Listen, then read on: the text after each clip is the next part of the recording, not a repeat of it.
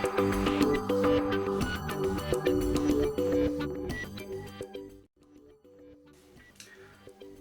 and welcome to my playhouse, and today I'm in my winter garden and it's another day and another server.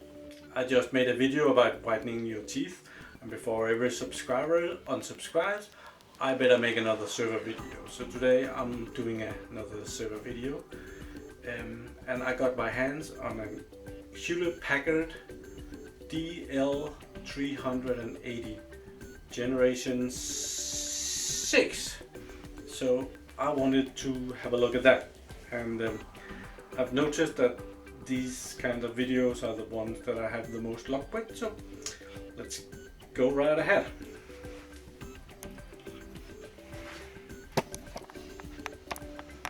Here is the server. It's on the table. Let's have a closer look on the front of it. As mentioned, this is the Hewlett Packard ProLiant DL380 G6. I didn't mention the ProLiant thing. It's actually the compact name. Many years ago, Hewlett Packard and Compaq, they merged, and these servers were something that HP got from Compaq. And the first models of this server was actually Compaq servers. But over here we have the maintenance panel. Here we can see if something is wrong with the system. And this server actually has 4 network cards, and they're up here. 1, 2, 3, 4 network cards. 2 power supplies, overheating and power cap. And then it has 18 DIMMs, blocks of memory, processor 2, AMP status, and processor 1. And it has 1, 2, 3, 4, 5, 6 fans. That is also indicated if there is something wrong with a fan. And then it has this slide out thing where you can see your ILO default network settings. And there is a server serial number, and there's nothing there. That's odd. But there's a administrator name, and there is a DNS server name. These are the default names to put in your ILO web page when you want to log in and manage your server from afar. And the serial numbers of the servers is on the back, and the model number. I like this little feature that you can pull this out. What we do at work when we get a new server, I actually have my mobile phone and I take pictures of it and I bring it back so I can document the serial numbers and stuff like that. Then we have a standard VGA port for monitor and 2 USBs. We have power on. We have a light here for, I can't remember what that is, but I'll look it up, write it down here. And we have this UID, which is pretty normal on the server. It's the button you press and it lights up, and there's a light diode on the back of the server that will light up as well. So if you need in a rack to find this rack server, but on the back of it you can press the button and there will be a bright light diode on the back that will light up. The server has 8 bays for hard drives installed. These servers are available in different models, and this is one of the models where you have 8 hard drive bays. I think they're usually expandable, and these are the pretty normal HP hard drives. These, that's a bit hard to see. This is a 300 gigabyte SAS disk, and it's a 2.5 inches disk, and it goes in just like that. It comes with a CD-ROM drive, or at least this one has a CD-ROM drive, or DVD drive, actually also a rewritable drive. You never ever use these anymore. I haven't used this the DVD drive in a server for at least a couple of years. Yeah, then there's the tabs to get the server out of the rack. Pretty normal stuff. If the server is rack mounted, that's the way you get it out. And here we have the back of the server. Here is also the serial number and the model number. And this is actually a funny little thing because it comes with a tool. So you can unscrew something if there's something to unscrew, like these things. It can unscrew these, and it fits there. That's pretty cool. You always have one of those. And then there's the let's start from the other side. Here is the network connection number 1. These are 1 gigabit connections. 1, 2, 3 and 4. And very important in between of everything is the ILO adapter, and it's kind of irritating the way they have made this. If you can see the colors on these two, it looks like these two are together, but actually these two are the network cards and this one is the ILO adapter. And it's, yeah, I've actually had a mistake where someone had used these two as network cards, and that meant that we were not able to connect to the ILO adapter because it was in wrong. Yeah, and over here we have the light diode that will blink if you press the button on the front, and this one is actually pressable. You can also press it from the back and it will light up on the front, which is pretty cool. And we have the power supplies. They're rather small in size. It's a nice little power supply.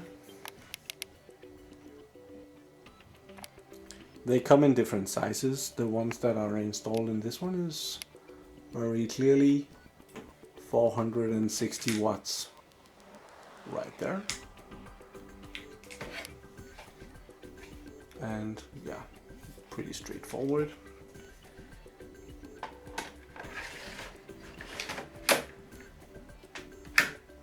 And you release them with this tab, and they come out and they go right in. And they have a single green light diode, and I'm not sure what. I think it's if the power supply is okay. I made a video about a DELL power supply and it had 3 light diodes. Yeah, one more for, or was it 2? At least there was that it had a light diode if there was power on the connection here. If there was 240 volts, then one diode would be green, and then it had another green diode if the power that it delivered to the server was okay, and then that would be green. And then it had a yellow diode if something was wrong, which was a little weird because it could just have not lighted up green. Well, never mind. Another VGA port on the back of the server, and then there is the PS2 ports for keyboard and mouse. You might think that it's really stupid to have these ports, but it's actually pretty neat. You have the USB ports over here, so that option is okay, but very many KWM switches, old ones, have these connections, and that's rather expensive equipment to go and change that out, just because the server manufacturers has decides not to keep these. I know that in newer servers these ports has died away, but it's okay to, I think it's cool to have them. My KVM switch has these output ports, and so I would be able to use them directly in the server.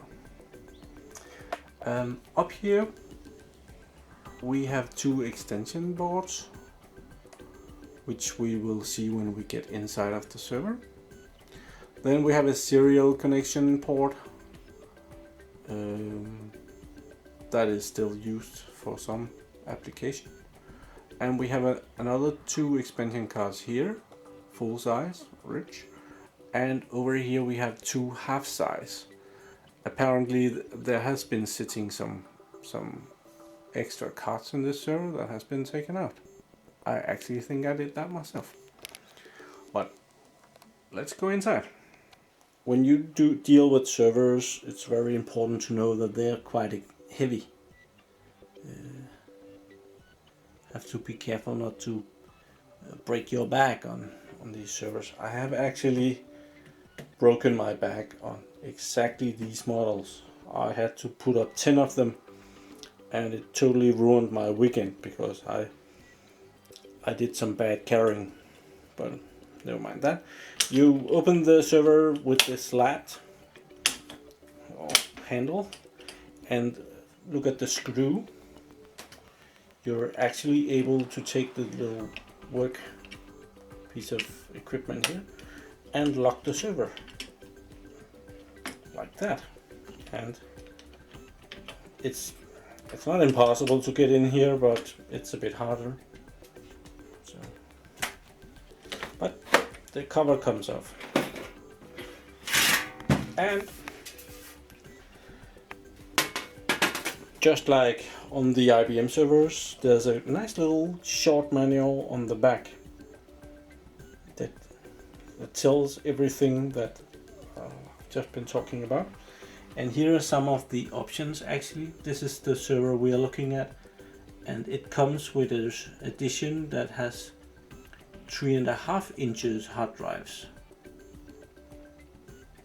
So that's also an option when you buy the server. The server is not, HP does not sell it anymore, but you can buy it fairly cheap on eBay. But here's a lot of information on the servers and on the motherboard. What is the different things on the motherboard?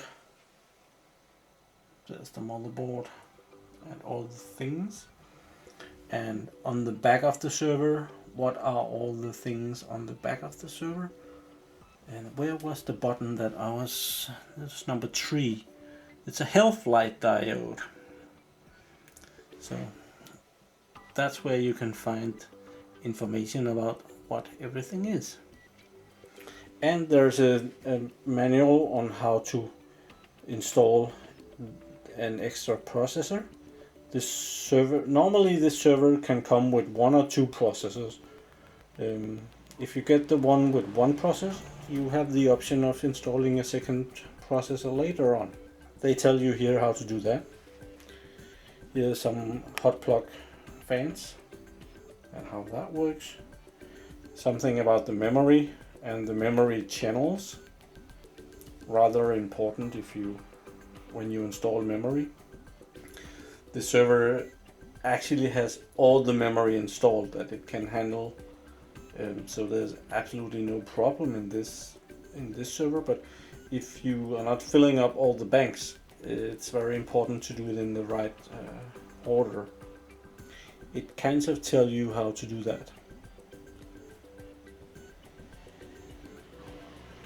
If you have only 1 processor in the server, you're only able to use 8 slots of memory.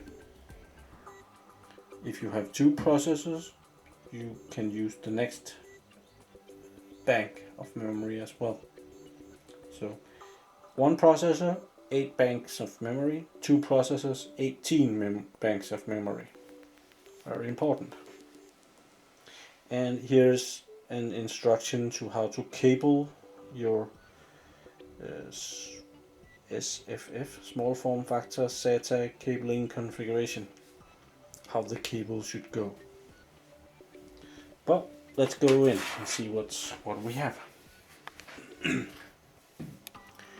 When you open this server, there's really not much there. Everything is still covered up.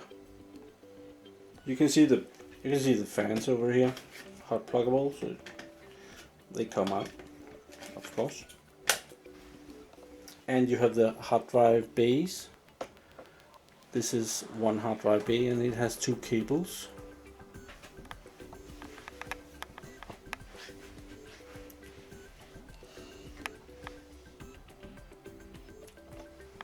But otherwise everything else is beneath this LED. So more or less we need to get that off, and to do that it has a drawing here. Let's see that the right way, and it actually tells you how to take off this LED. And there's two screws here, and they're actually placed there, and there are three screws on the back, and we have one here and one there and one there. So let's just take these off. I cheated and loosened them, otherwise they can be a bit hard. But then there's the tool on the back to get them off. So when everything is loose, there's a couple of handles, one here and one here. And to get that off right, I need to put the camera down. There we are. And you take the handles on both sides and you press them up, and everything comes up. And on the back of this is the riser card for the PCI expansion cards. So now we're inside of the server. We still need to get rid of this plastic thing. But let's see what we got. We have SATA controller on the motherboard on this model, and some of it is on the motherboard and some of it is in this expansion card over here.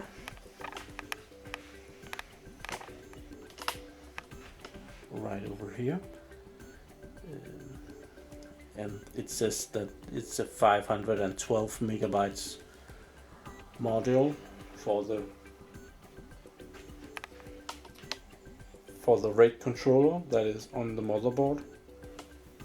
And there's a battery for the RAID controller, and it sits over here. It's a funny little thing with its own little circuits down here, and it fits in this little slot. And there's room for one more. I think if you need to put in more hard drives, you're already using two cables, so if you need more hard drives, you'll need an expansion card, and yeah, you can put in an extra battery. But let's get rid of this plastic thing.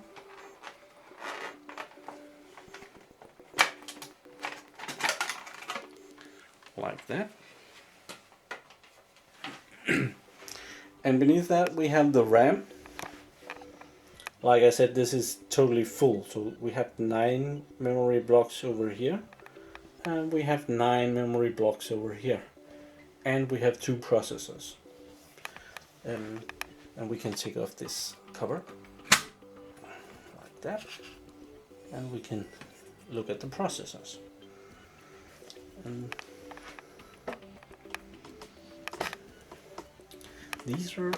there's actually a label on this one. These are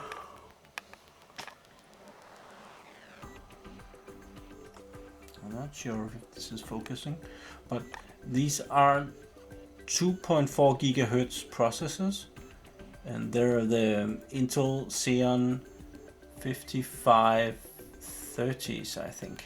I don't know if we can take. No, I'm not gonna take off the heatsink because there is the cooling past that thing to worry about that. But this is pretty good. Rather easy to change a processor.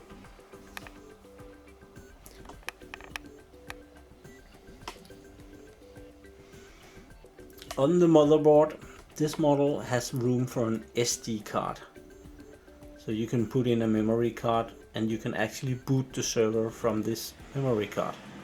It's a really cool option for VMware and other operating systems that take up a lot of space and doesn't make a lot of traffic from the operating system disk. So it's really neat because yeah, these mostly don't break like the spinning disks in front.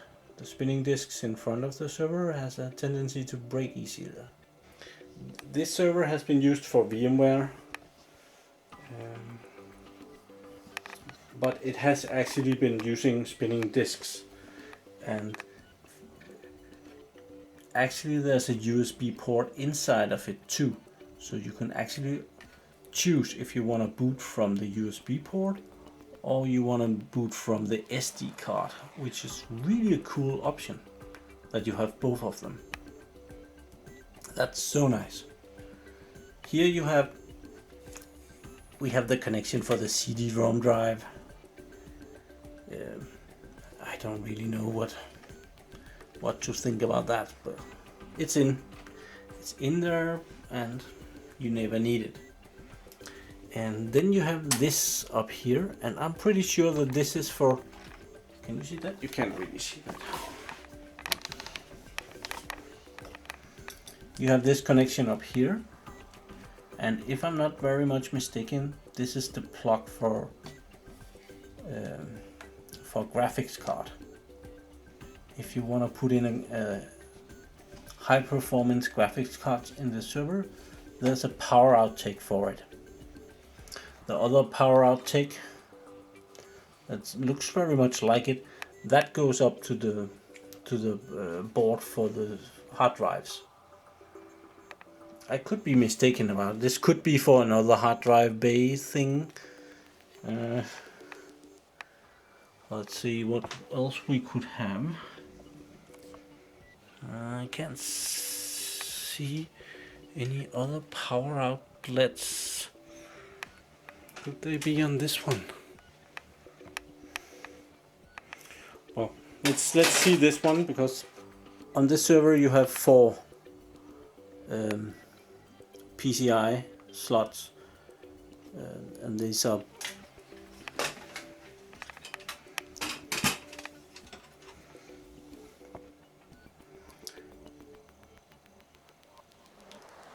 this is slot 1 out of 4, and it's a PCI Express X8.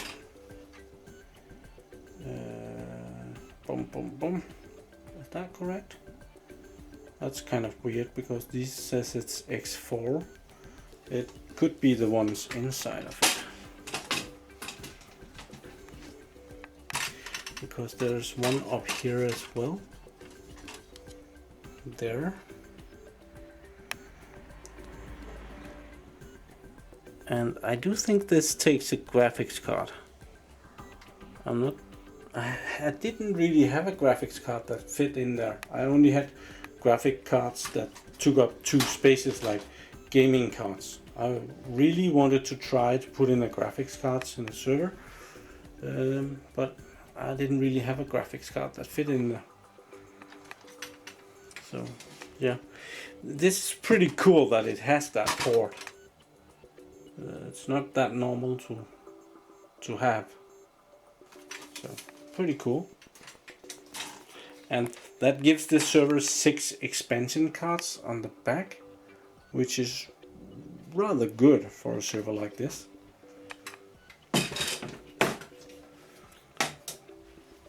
This server is very usable for virtualization, like VMware and Hyper-V, and it's kind of a really nice design that HP has made here. And the fans, they kind of do a good job, and this plastic cover makes sure that the air goes over the things that needs cooling. and because of the way this is made, if one fan dies, well, it won't really affect the system. I have seen in some of the IBM servers where one fan is meant for cooling the RAM, and if that fan fails, that RAM will probably get very hot. And this way, if this fan dies, then the air will come from everywhere else, and that should be good. It must be harder to regulate how the fans should be blowing, but I'm sure they have had their fair amount of testing on that, so that's probably okay. Just check this connection if that's good. It's in there, right? So yeah, it's a really neat design. It's like you have the process in the middle, RAM, and extension. It's like 4 slots, expansion boards, and 2 power supplies. It's like 1, 2, 3, 4, 1, 2, 3, 4, and then it doesn't add up like, but it's a really nice design with all the weird stuff on the sides. We have cables and plugs and connections, and cable plugs and connections, and clean in the middle, and yeah, it's really cool. I look forward to playing some more with this. And I'm putting it back together. Have to do that in the right order. Have to put back this one.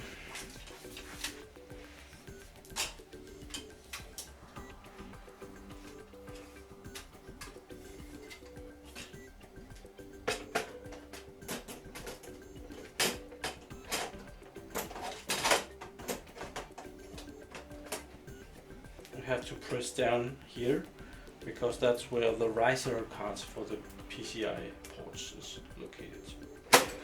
Want to press those down so that they're on firmly in the motherboard, and loosely screw in these screws. I think it's pretty irritating if they're too tight.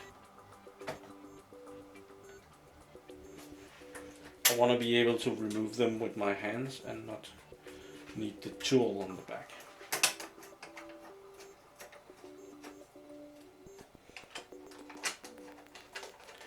But I don't want the server to fall apart, so I'll just give them a few turns. And then the back cover.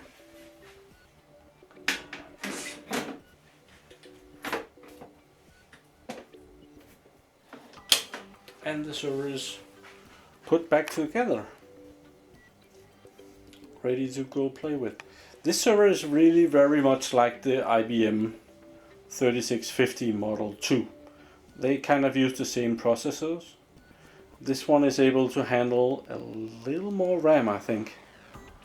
It has like 2 memory ports, 2 memory banks more, or room for 2 memory blocks more. Like the IBM Model 2 is able to handle 128 gigabytes, and this one should be able to handle 144 gigabytes. So there's a small difference there.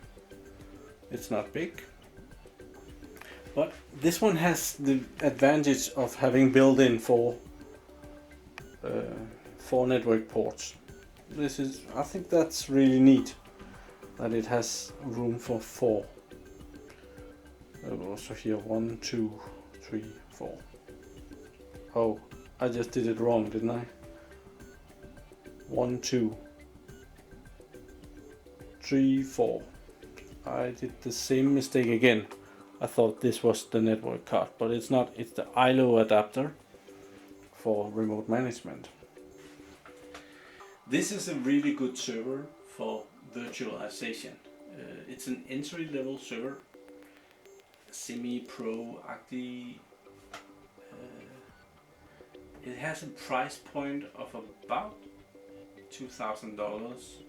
That's the minimum amount of, probably a bit less than that. probably $1,600 from new, when it was new. And it's a really good server for virtualization because it's so cheap and you can afford to have servers like this on the shelf ready to go if another one should break down. Instead of buying a very expensive server, this is a good option. As you could see, this server had 18 slots of memory slots, memory blocks in all 18 memory banks slots, and that was 4 GB of memory in each bank. And that's because when this server was bought, 4 GB of RAM was the cheapest module. It was not the cheapest module because of course 1 GB is cheaper than 4 GB, but it was like the block where you got the most for your money. It's very important when you buy a server to look at the price and what you get, because 4 GB might cost, let's just say that it costs $200 for this server, but you could get 8 GB and that would probably cost $500 or $600. So it would be a lot more expensive to put in 8 GB of memory in every slot, and you would only get twice as much. And very often it would be cheaper to just buy another server, to have 2 servers and then just have 4 GB blocks in them. At a later point you can then expand the server. You could go up to 8 GB. If you wait a couple of years, the memory will have dropped in price considerably. And after, I don't know how your warranty is in your country, but we get 3 years of warranty on a Hewlett Packard or an IBM server like this. And if it's out of warranty, we can put in other memory like Kingston memory or another brand like that. We can actually also do that when it's under warranty, but then if something breaks in the server, like an HP server like this, and we call HP and they come and check it, we have to take out the memory that's not HP, because they will say that's the error, even though it has nothing to do with it. Often easier just to use HP's memory, but you get a lot more memory for the buck if you buy Kingston or something else. Not as branded.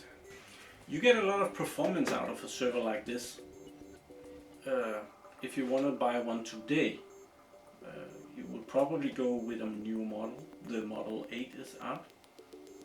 I did a unboxing on the generation 8 of this HP 380 server, generation 8, and it's really cool. But if you need something for your home lab and play with in the weekend, this is a really good server. It has hyper-threading, it has 4 cores on both processors.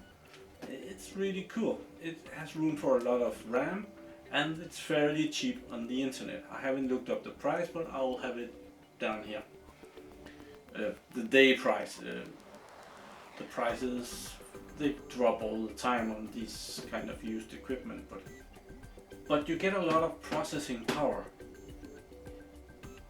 Even more than if you buy a really big server.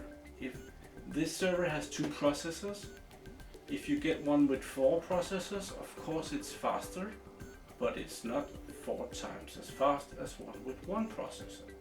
You lose something. It's like a bicycle.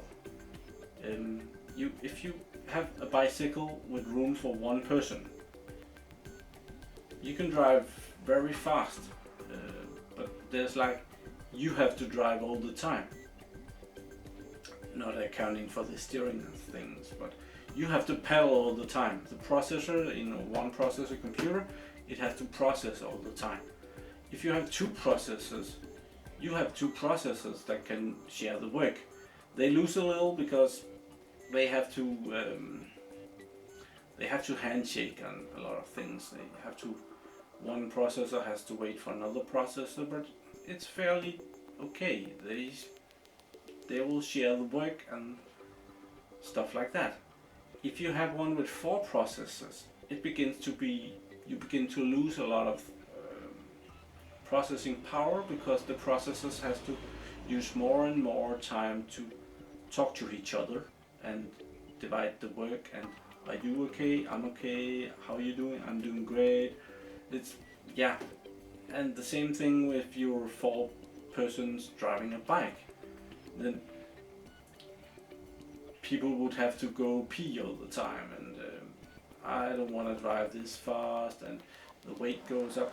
It's just, you don't get 4 times as much as you do with a 1 processing system. With a 2 processing system, you almost get twice as much as with a 1 processing system. Almost. But it's really where you get the most for your money. If you go up the numbers of processors, you get a faster server, but at a really high cost. And I'm not even talking about the price here, because it gets so expensive.